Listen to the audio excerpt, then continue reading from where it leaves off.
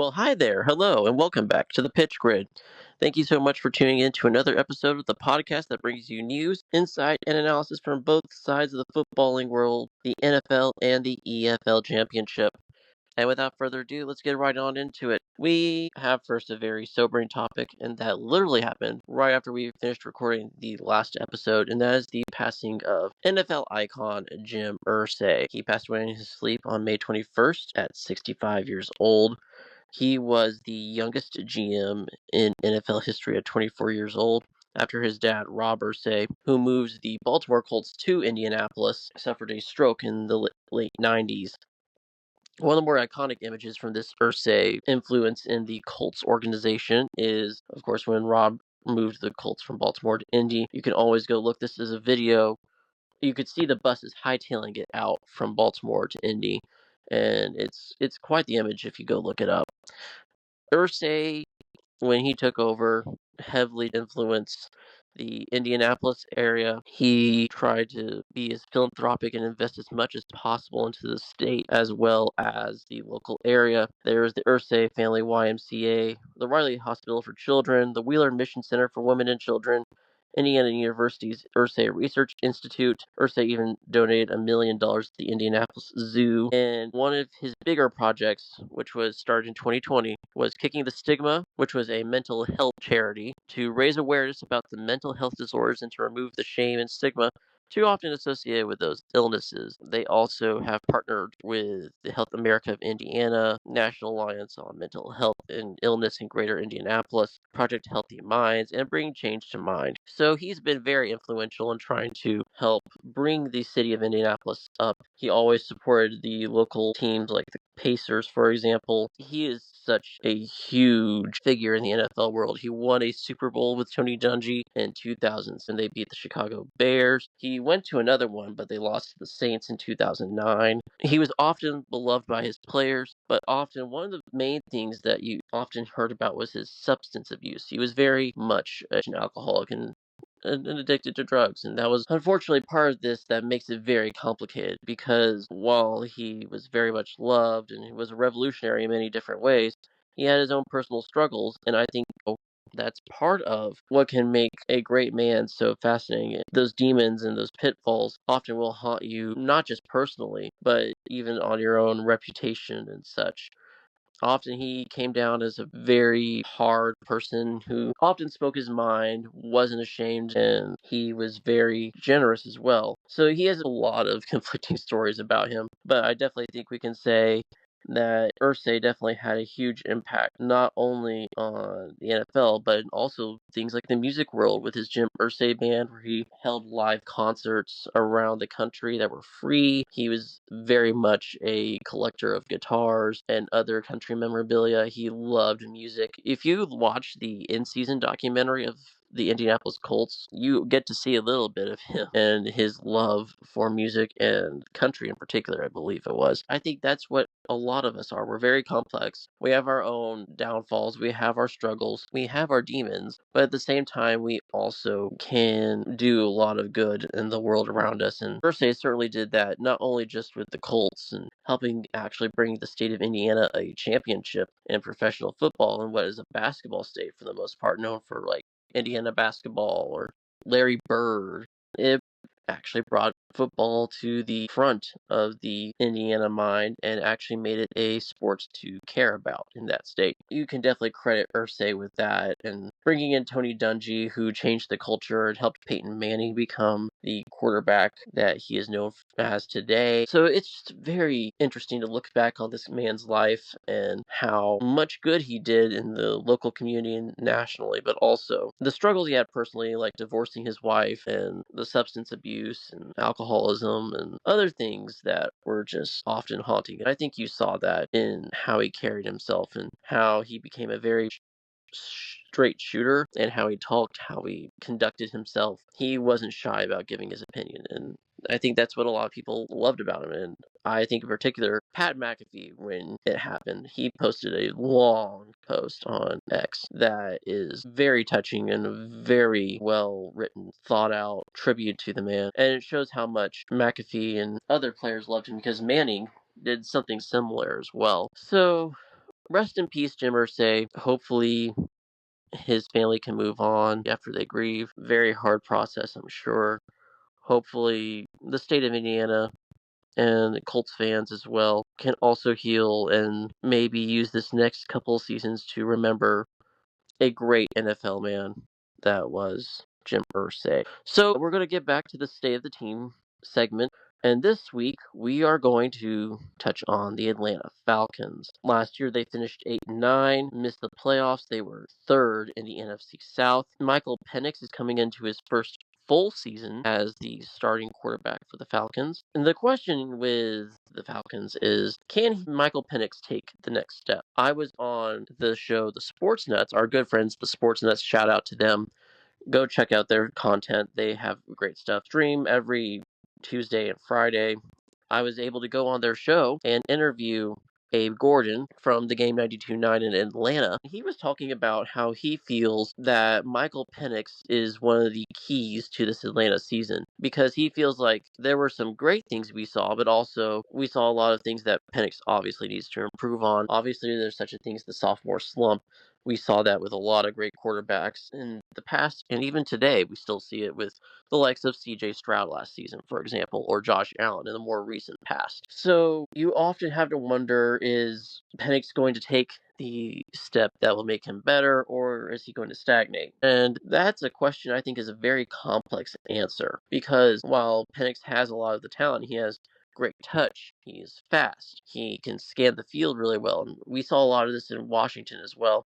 And we saw flashes of this in his time starting for the Falcons last season when he took over for Kirk Cousins. I think Penix has to build that chemistry with his receivers, particularly Drake London, who's the number one receiver on that team. And also another thing that Abe pointed out on the interview was the importance of the edge rushers and how that's going to be such a key part of the defense going forward for the Falcons, as they have not had a ton of edge rushers in supply the last couple of seasons, and they got a couple of those in the first round. He feels like they are going to be huge parts of what makes that defense tick. They have Kobe Bryant as well from Kansas in the secondary as a rookie. He thought that maybe he could do some things, but it's too early to tell. Obviously, he's a rookie. My takeaway from all this is there's promise in this roster, right? We see Bijan Robinson coming into his own as well.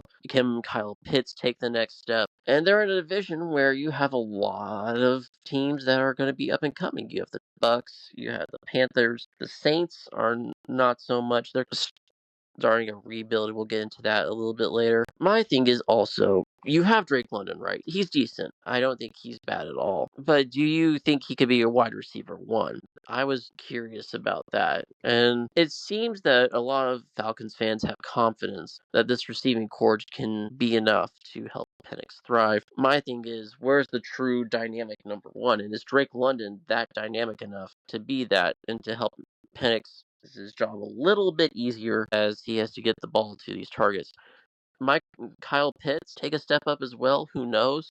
This is the second year under Raheem Morris. Pitts, he had a lot of hype coming into the NFL, and I don't know if he's going to ever take that next step. You see flashes with him for one game, and then he disappears for the next few. Can the real Kyle Pitts stand up? I don't know. The Falcons, to me, also, their secondary feels a little bit questionable. I know they have Jesse Bates as the safety back there. He's the leader on that defense. They lost likes of Grady Jarrett and a couple of other key pieces. I'm very fascinated to see how this shapes up in Atlanta because, as they pointed out on the interview, they could go anywhere from 8-9 again to 12 wins. And that's such a drastic range of records that it very much obviously also depends on luck and how games unfold and such like that. We're really going to see, I think, Raheem Morris's coaching medal as well and how well he can lead an organization. Obviously, building a team takes time. I'm always a believer in multiple years for a project to be fully fleshed out before judging a coach based on those projects. And I feel like too often in the NFL these days, you don't get enough time to judge those projects and whether or not they were actually the coach's fault the GM's fault, whatever, and often the blame gets slapped on someone as a scapegoat. To me, though, I want to see Penix take the next step. I think that is crucial. I can also see how the edge rushers are going to be key, too, because one of the Falcons' big things last year was they didn't get to the quarterback enough. And we saw that with the Chiefs and the Eagles in the Super Bowl. One line got to the quarterback really quickly and really well, and the other did not, and that affected that game completely. So edge rushers are very much becoming a commodity that is necessary in this league. It's definitely something to keep an eye on there as well. And the rookies step up and become playmakers day one. I don't know if you could always depend on that. Rookies are such a lottery in one sense of the word. So you never can quite tell if it's going to be a hit or a miss, and often it can take a few years as well for those players to acclimate to the league. So a lot of fascinating pieces coming into this Falcons season. Where do I think they'll finish? I don't know exactly. I think the Bucks are definitely right there at the top of the division. They seem like they have the overall better built roster and a coach that knows what he's doing and has been places before. Right now, I would say the Falcons are probably going to be second in that division if we're just looking at things right now before training camp, because it feels like they're right there. Right. They beat the Bucks twice last year, so they know how to do it, but it's a division rivalry. Things can flip on a dime. And both of those games were really close too. I even called Falcons picking the Bucks as my upset for week one in the schedule release episode. I just don't know if I trust the Falcons to get to the playoffs yet. I want to see this before I actually can buy into the hype of a Falcons playoff team. Last year they were fighting with the Cardinals. I believe they finished ninth in the final NFC standings, so not too far off the playoffs. Do I think they can raise the meter enough to move it to where they can finish maybe 6th or 7th? I don't know if they made enough moves for me to believe that yet. If Penix somehow comes out, though, guns blazing, and he looks good, the O-line is protecting him, the receivers are looking sharp too, and that defense is getting to the quarterback, the secondary is locking things down, I think there's a great chance the Falcons could be a dark horse pick to maybe give the Bucks a run for their money in the division and maybe even win a playoff game. Right now, I want to see that before buying into the hype. As much as I'd love to see the Falcons do well because they've had such a miserable last few seasons, I just don't know if I can buy into it yet. I think they'll be around the playoffs with teams like the Packers. You have the Bears on the rise. You're going to have the Commanders to contend with. You're going to have any mishmash of the Cardinals, Niners, Rams, or Seahawks also right in there. I think even the Panthers might give them a run for their money. So you have all these teams that you don't quite know if they'll take those next steps. And I feel like Atlanta is definitely one of those teams, and they'll be right there. I think they'll just be just short of breaking down the door and entering the playoff atmosphere.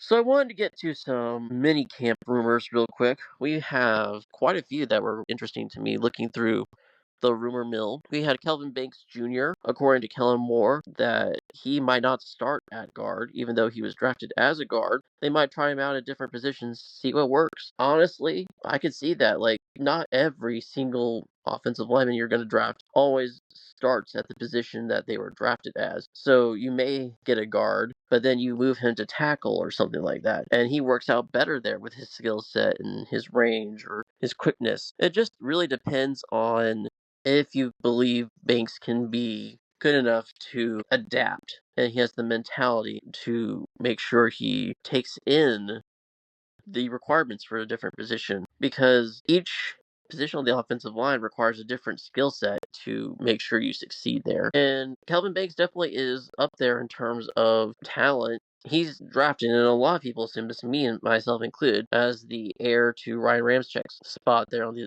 Saints offensive line. Honestly, that's big shoes to fill, and you're not going to easily replace Ryan Ramczyk. But still, that's going to be fascinating to see as you head into training camp what Kellen Moore is thinking and trying to do on the shifting of the offensive line. And does Banks even start at guard, or do you see him maybe during training camp progress from like guard to tackle, or left tackle, or right tackle? Where on the offensive line is he going to stand? That would be very fascinating to me to see what happens there. Supposedly, Baker Mayfield and the Bucks are in contract talks. Mayfield had a 71.4% completion rate. He had 4,500 yards passing, 41 touchdowns. It's definitely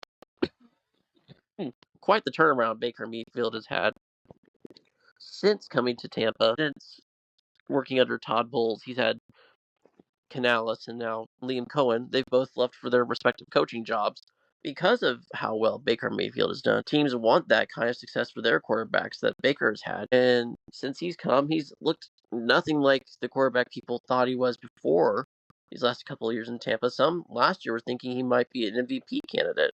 Is he worth the new contract?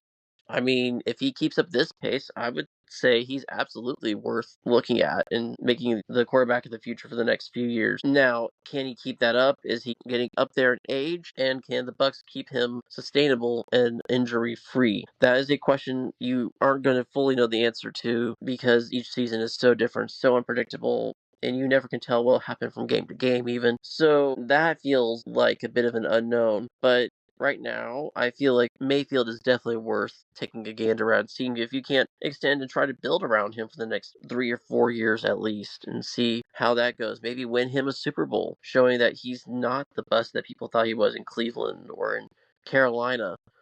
And maybe he proves everyone wrong.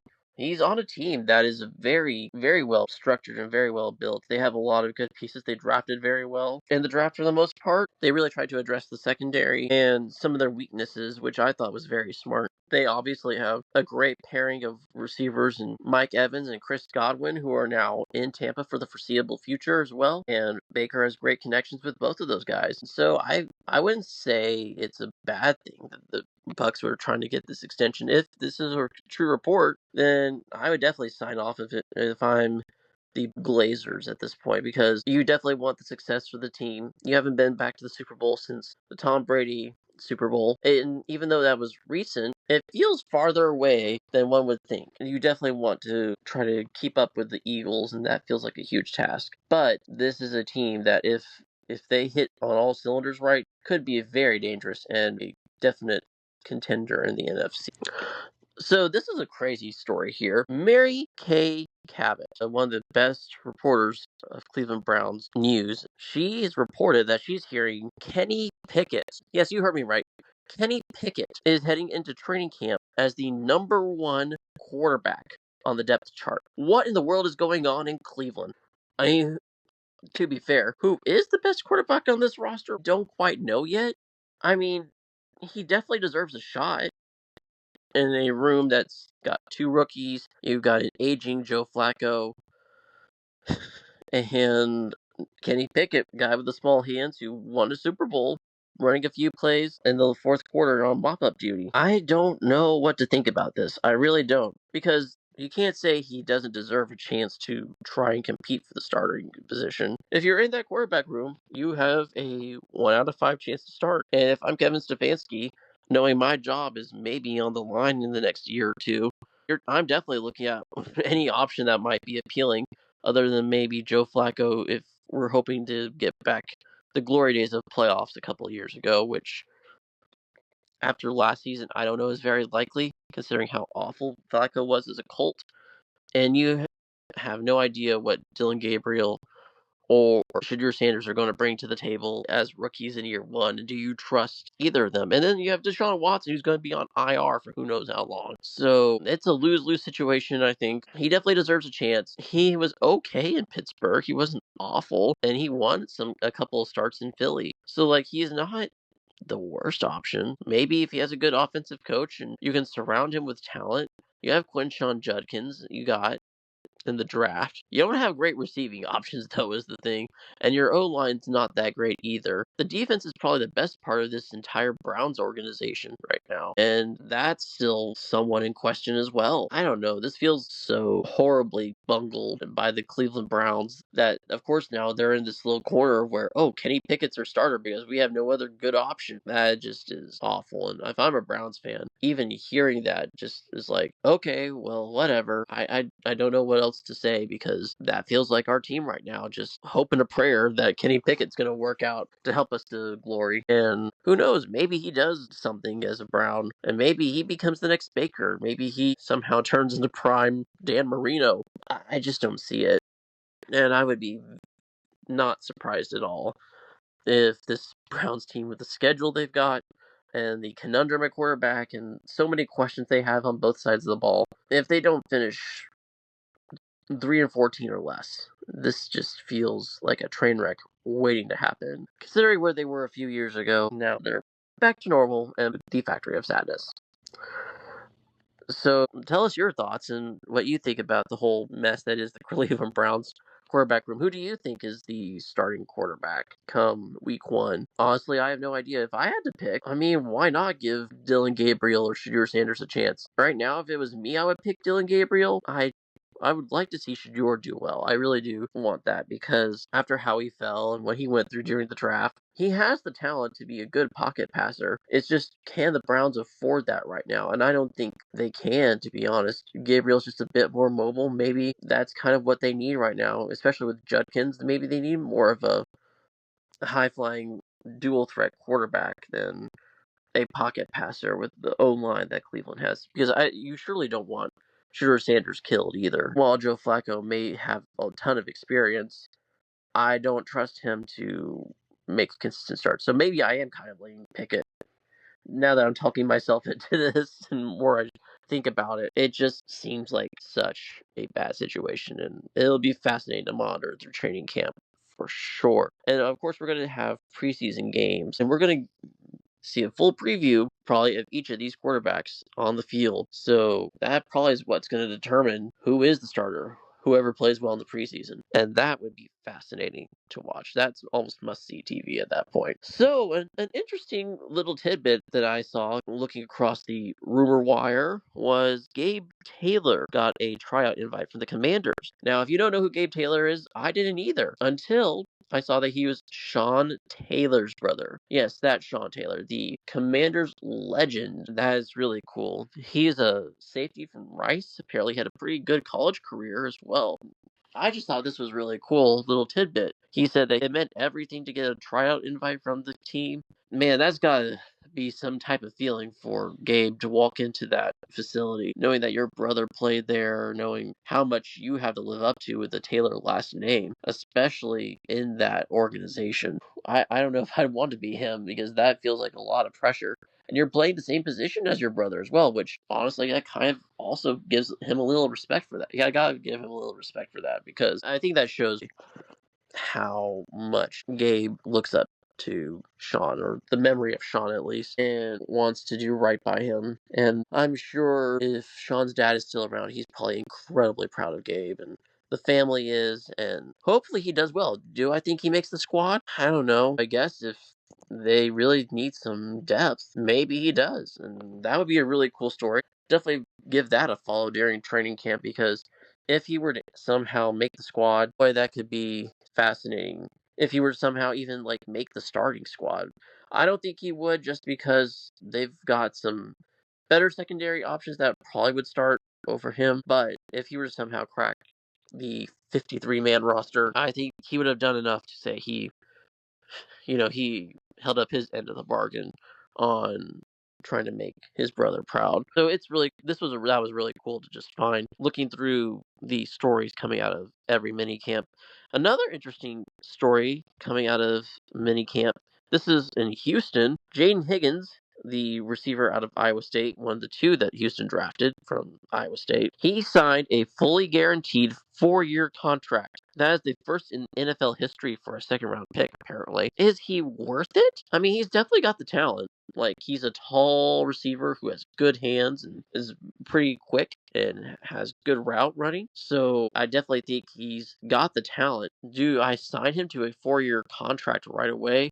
That's fully guaranteed. I mean, for second round picks, this is not ever something we've seen happen. I don't know if as a team I would have done that. I mean, definitely he has the upside that he could be right up there with Nico Collins contending for wide receiver 1 status. The question is he going to pan out that way? And like I said earlier, we don't know always in year 1 if you're going to live up to the hype of that draft capital or not. And then he's a second round pick, so this is now a lot of pressure on him to perform, and there's expectations now. Obviously, the organization has high hopes he'll do well. The coaching staff does. Man, he's got to do well in order to earn this because now there's a lot riding on it. And I mean, this also begs the question, does it set a new trend for later round draft picks? Like, are they going to get more fully guaranteed contracts like we see with Higgins? It's a possibility depending on the talent and what expectations you have of him. Normally, we see with first round draft picks, they get a fifth year option, which is just usually your fourth year option, and then you're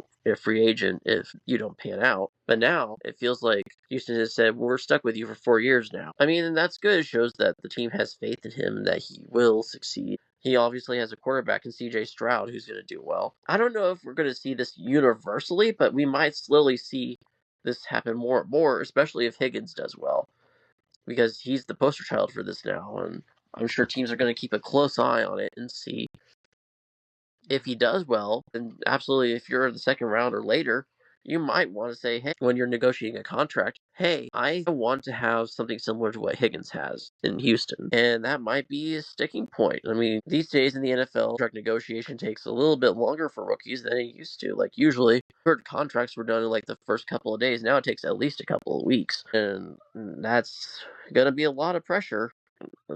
Players these days want to have that confidence, that assurance, knowing that they can not only just set their family up financially, but also know that they themselves are secure. They have assurance from the organization that they will be able to have that confidence in them from the team and a football standpoint. So definitely an interesting little tidbit.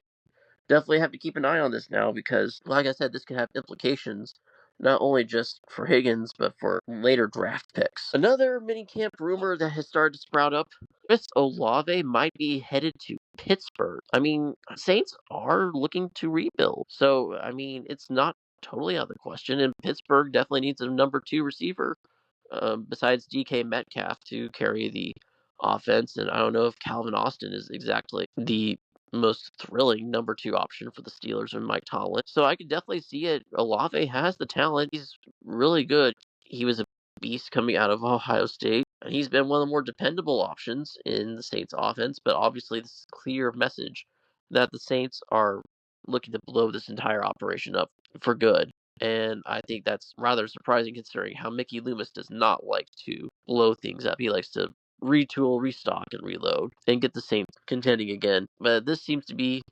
if this rumor is actually have legs, then that could be a first in a while for New Orleans. And obviously, it looked bad the last couple of years, especially last year when Rattler was starting for most of the year after the car injury. I feel like it's finally starting to set in Big Easy that this project is going to take a full-blown rebuild, and that means getting rid of good players like Chris Olave, unfortunately.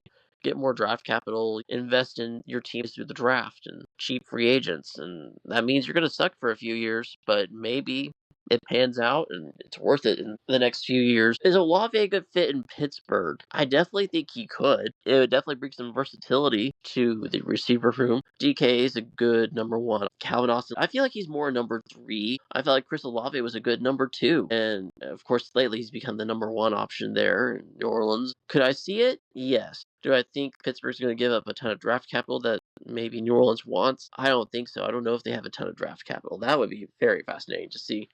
Because if they had some draft capital that might appeal to the Saints, maybe this deal gets done. And if Chris Olave does head to Pittsburgh, I think you have to really acknowledge that Pittsburgh might have a better team than some people are thinking. I still think Will Howard is probably going to be the starting quarterback. But speaking of starting quarterbacks in Pittsburgh, Aaron Rodgers, is he going to become a Steeler soon?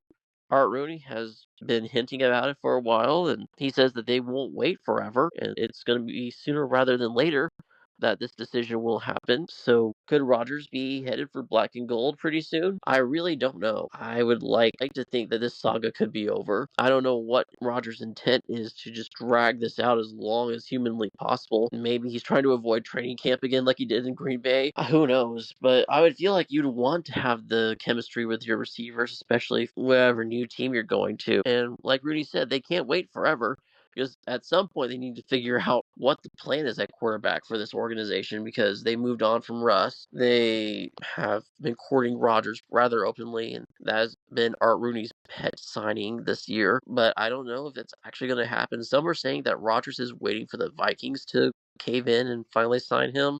I don't know if that's going to happen either, considering how often the Vikings and Kevin O'Connell have been repeatedly assuring everyone that J.J. McCarthy is the guy. So maybe he is, but I kind of doubt it.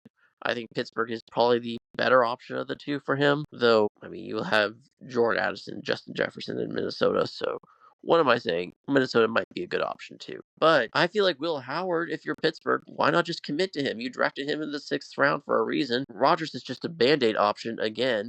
And I feel like the Steelers need to have a solid plan at quarterback and not just another band-aid, another veteran that you can just plaster into a roster and make it all better. I don't think that's going to work out. We saw that with how that worked with Russ in the wild card last year. He got plastered, and the Ravens embarrassed that team. That is not the Steeler way. If I'm Mike Tomlin, I'm just telling Art Rooney, look, we're about to head into training camp in a month and a half. I don't need this kind of drama in my training camp. I'm going to go with the rookie, or I'm going to go with Mason Rudolph, and I'm going to rock this out, and I want to just see where this goes. And if it heads down disaster, it does, but at least we have a plan, and we're not waiting on someone who obviously doesn't care enough about these teams' time to just commit to one or the other, or commit to a retirement. I'm sure it's a very tough decision as well, on the other hand, for Rodgers to make, because I'm sure he feels like he's old. He feels like he has his own projects he wants to do. I'm sure he's enjoying a bit of freedom where he's not having to play, or he doesn't have to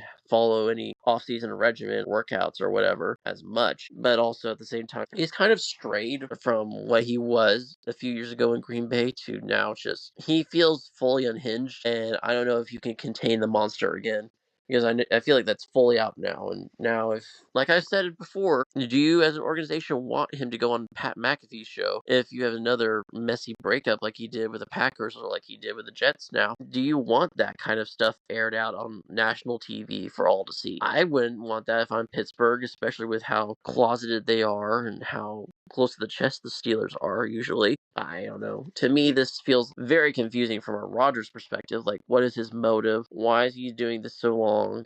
If he's so indecisive, though, to me that screams just retire. Because yes, you probably want to play, but at the same time, you also don't. And if there's any doubt, I've heard so many players' interviews that just say, if I had that one bit of indecisiveness, that was my alarm going off in my head saying, don't play.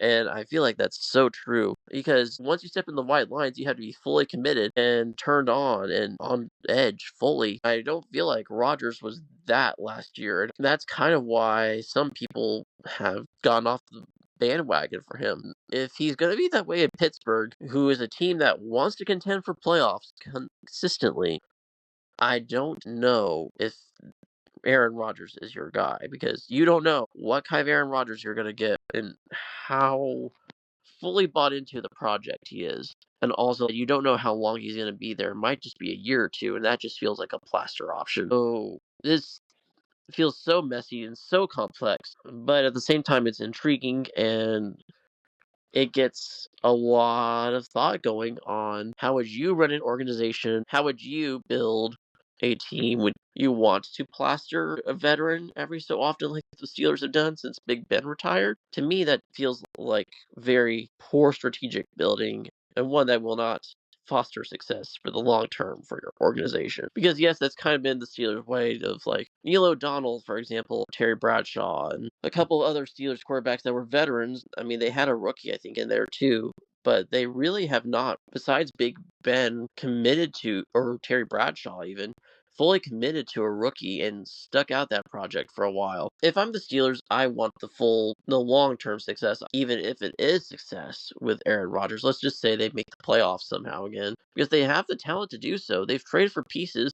They've made the defense better. The question is, can they take the next step and contend for more than just a playoff spot? Can they make the AFC kind of sweat when they play them? I don't know if you can do that. This feels like a very complex situation that might be easily avoided. If I'm Aaron Rodgers, just retire at this point. If you're that indecisive, and don't make those Steelers wait on you that much longer until training camp in July. So with all the gridiron stuff covered, let's head to the EFL Championship. Will Still is signed a 3-year contract with Southampton. He was with Lons after finishing 8th in League One this last season, and became the youngest ever manager in Europe's top 5 leagues when he became the manager at Reims at age 30. He was rumored to be wanted by several Premier League clubs this last winter, but he turned those down, and now he's signed with the Saints for 3 years. Can he get the Saints back to the top tier? Is this going to be a mid-signing, or could it be something that might be slightly inspired? I mean, this is a guy that obviously teams around Europe are wanting and think that he can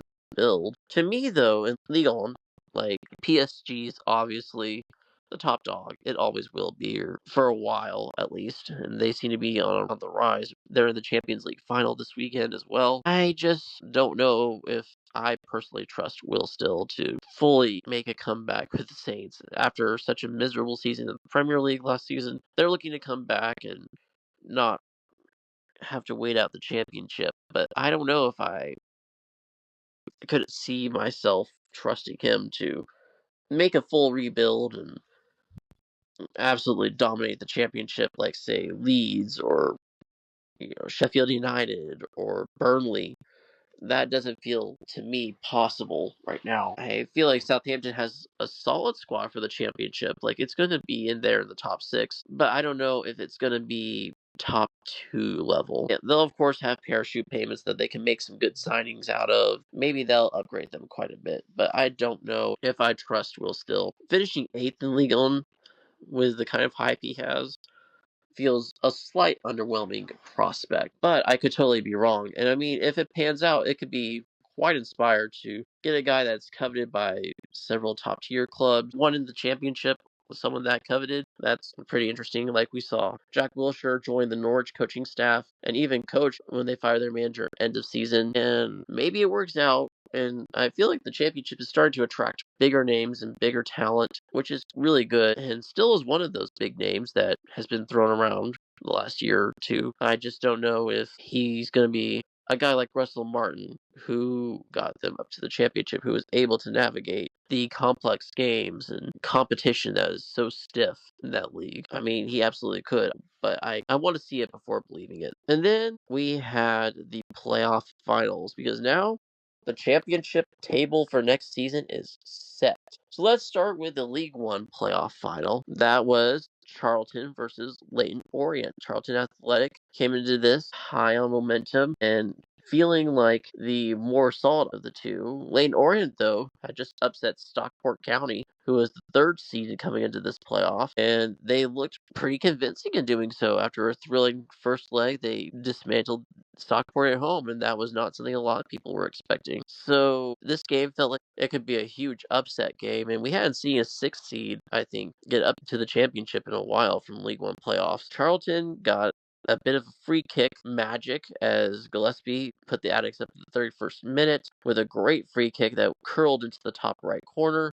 And after that, they really depended on every trick in the dark arts book to waste time, to make sure they kept possession as long as possible. And a lot of people were very upset at how they were keeping the ball away from Leyton Orient, and did not make this a very exciting game, to be honest. Because by near the end of the second half, it was just very boring, one-sided, and Leyton Orient couldn't do anything, even with some of the top scorers in League One and Charlie Kelvin and Jamie Donnelly on their side. They just couldn't do it. And Charlton are just way too talented, and now they're up to the championship. I don't know how well they're going to do. It feels like they are going to struggle quite a bit, I think. That game against Leyton Orient was not the most impressive thing ever. It didn't show me, like with Oxford, for example, last season. Like, you could tell they had a lot of good things to show from that playoff final. And when Oxford did survive this year, it wasn't fully surprising to me. Now, with Charlton, it felt like, okay, they got past Wickham barely. It was a very sluggish game on both legs. And then this one was just a 1-0 scrape by Leyton Orient, holding them off with a ton of possession and just a lot of dark arts. I just don't know if I can fully see them surviving the championship, which is going to be loaded next year. You're going to have so many good teams, and Charlton just feel like the most underwhelming of that bunch. But congratulations to Charlton for getting up through the playoffs. It's been a long time coming. So getting up to the second tier is always a bonus, especially for teams down in the lower leagues. They worked hard and they had a lot of momentum coming into the playoffs, so it wasn't surprising to see them come up, but still, it feels like a long road to climb moving forward into next season. So the championship playoff final, it's called the richest game in football for a reason because you get over 200 million in revenue. It'll help you with next season where you get TV revenue and all the sponsors and everything that will factor into helping you next season in the Premier League. Of course, Sheffield United came into this having been relegated from the Prem last season with Chris Wilder at manager. And Sunderland hadn't been to the Premier League in over 8 years. And we're looking to come back for the first time since their back-to-back relegations in 2016-2017 and 2017-2018. So it's been a long road to climb for the Black Cats, and Sheffield United just want to get back up without much trouble and show they couldn't crumble under pressure. Early on, this looked like a game that was going to be dominated by Sheffield United. Luke 9 got injured early for Sunderland after Kiefer Moore had a great chance the second minute of this game where he headed the ball and Anthony Patterson just had a brilliant save on it. Luke 9 got crunched by Moore, and he broke his arm and was out for the rest of the match. And you could tell he was in a lot of pain. He is such a emotional leader for that Sunderland squad that when he went down and was subbed out for Chris Mepham, I really thought the game was over at that point, and that Sheffield United it just wasn't going to be a matter of time before they could run away with this. And it looked like they were going to. And a great counterattack, Tyrese Campbell got the ball from Gustavo Hammer, who just broke down that left side of the pitch, slid it into Tyrese Campbell through three Sunderland players. Campbell just chipped Patterson and made it 1-0 Blades. And they didn't stop there either. They kept putting pressure on them. And that goal, by the way, was off of a corner for Sunderland. It was just a great counterattack move that Gustavo Hammer once again orchestrated. Props to him. The championship player this season struck again. Harrison Burrows thought he made it 2-0, and VAR, which is not in the championship normally, was at Wembley for this game, and they called the ref to come look at it. And apparently they were looking at whether or not Vinny Souza interfered with Anthony Patterson. This was a great effort, by the way. Harrison Burrows just struck this so cleanly from the top of the box, right at the D, and there was nothing that Patterson could do about it. It was just so well hit right into the bottom corner, and no one could tell it was coming because it was hit with so much pace and power. And to me, this should have stood. It didn't feel like Souza really hindered Patterson from seeing anything. Yes, it technically looked like he was interfering. And on the substance of the rule, yes, I can see why it makes sense that they disallowed this, right? But still, I don't know if it is enough. And this was in the championship, it probably would have stood. I feel like this robbed Sheffield United of a lot of momentum. Once the second half got started, it felt more of the same, where like Sheffield United had a lot of the ball, they had some good chances. And then in the 76th minute, Sunderland got a great move from midfield.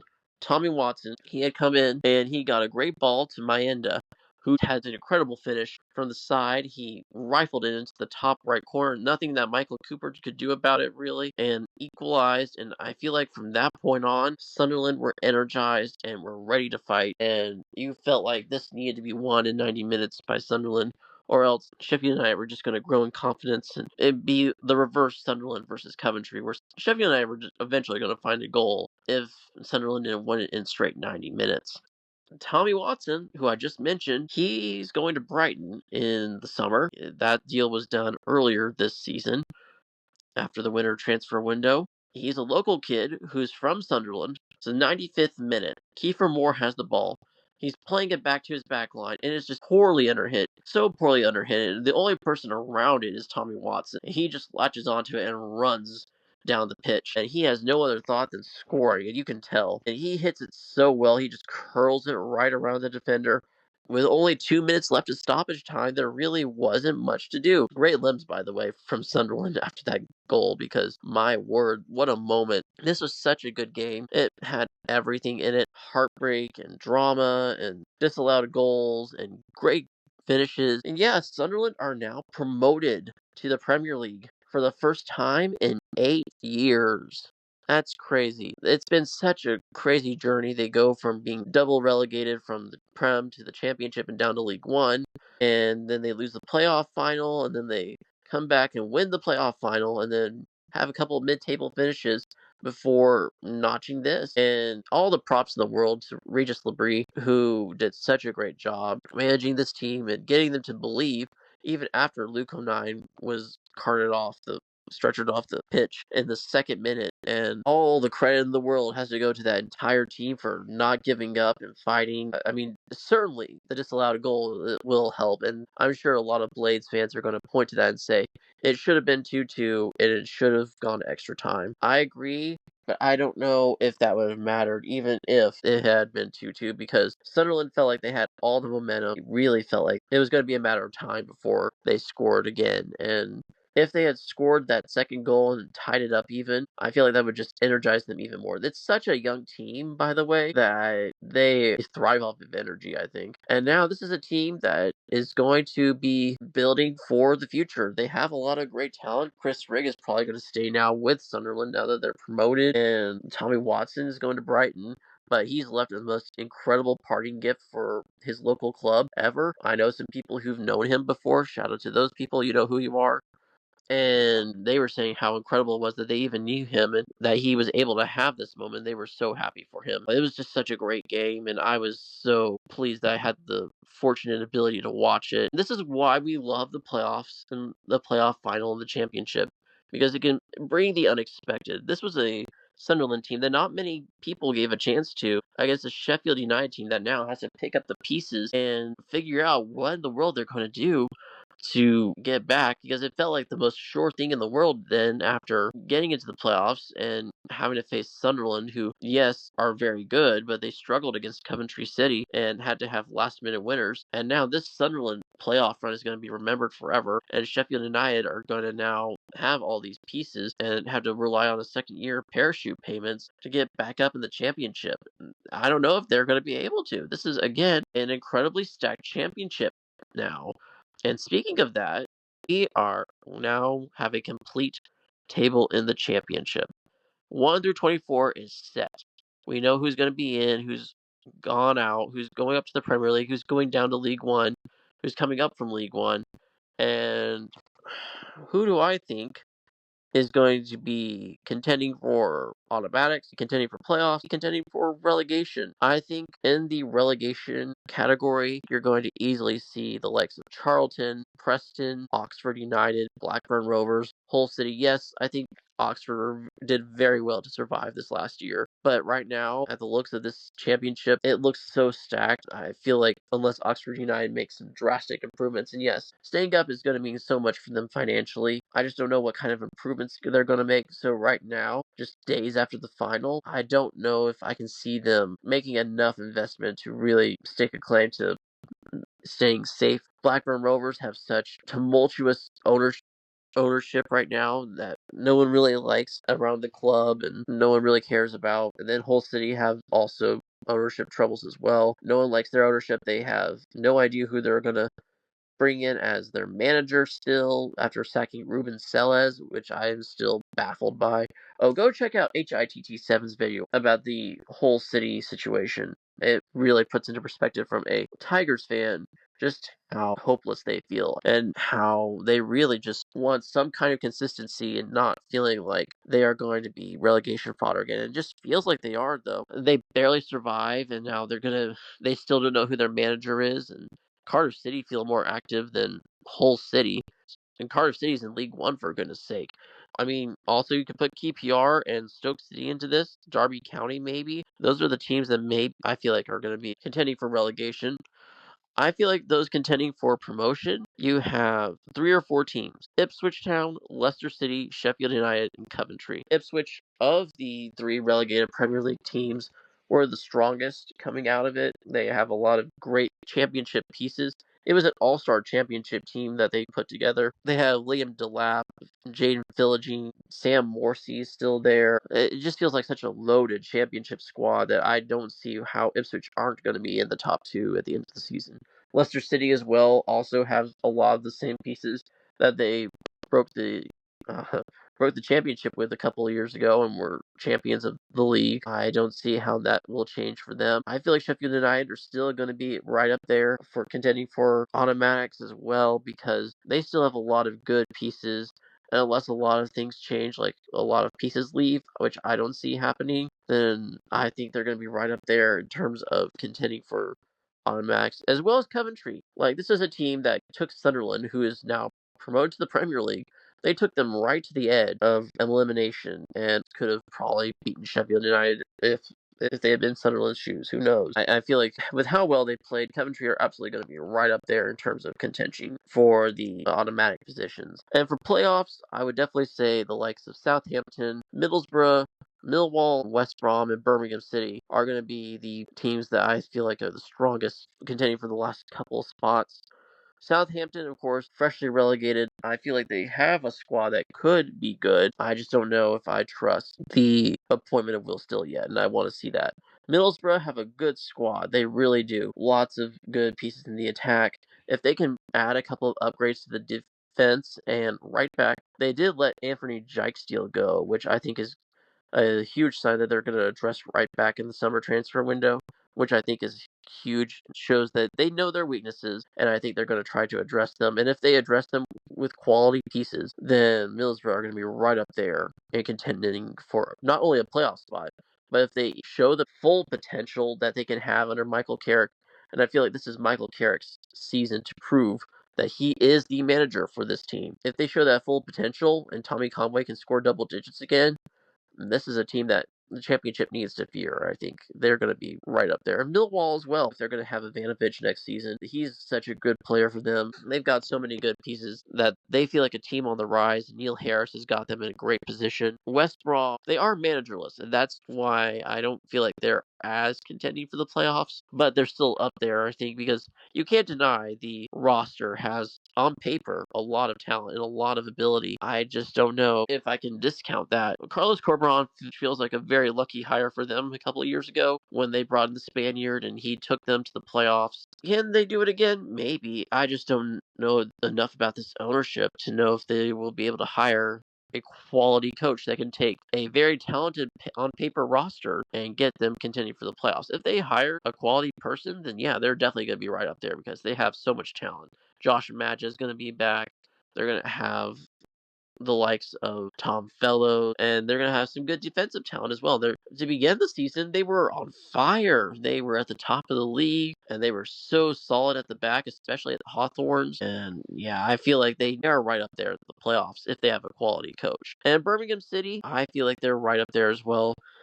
I just don't know if they will be in the playoffs, but I do feel like they'll be contending for it because they have a quality championship squad, and they're going to definitely have the money to buy some quality pieces to address any issues they might have. I just don't know if this is the year that they will make the playoffs, but I do feel like they'll be right there in the mix come the end of the season. So do I have an end of the championship table? I do, actually. I have my first top 1 through 24 table for the championship, and here's how it goes. At 1, I do have Ipswich Town because I feel like they're the best team in this league right now. Leicester City I have at 2. At 3, I have Sheffield United. 4, Coventry. 5, Southampton. 6, Middlesbrough. 7, Millwall. 8, West Brom. 9, Birmingham City. 10, Norwich City. 11, Bristol City. 12, Wrexham. 13th, Watford. 14th, Swansea City. 15th, Sheffield Wednesday. 16th, Portsmouth. 17th, Derby County. 18th, Stoke City. 19th of QPR. 20th of Hull City. 21st, Blackburn Rovers. 22nd, Oxford United. 23rd, Preston North End. And 24th, Charlton. Drop your comments. Tell me what you think of my first table for the championship. It is often quite a bit of guessing at this point because obviously we haven't had the summer transfer window yet. There's so many pieces to come out, and of course a lot of it as well will come down to luck and how games shape out, and we have no idea what that will be yet, but it's a fun little exercise to do just right after the final, just because it's so fun to see now a full complete championship, and this looks like such a great year for the championship coming up. I do want a really quick look at the early odds for the championship that have come out. The highest odds are for Ipswich at 6-4 odds of promotion Right after them is Southampton, and third is Sheffield United. Fourth is Birmingham City, and then fifth is Middlesbrough.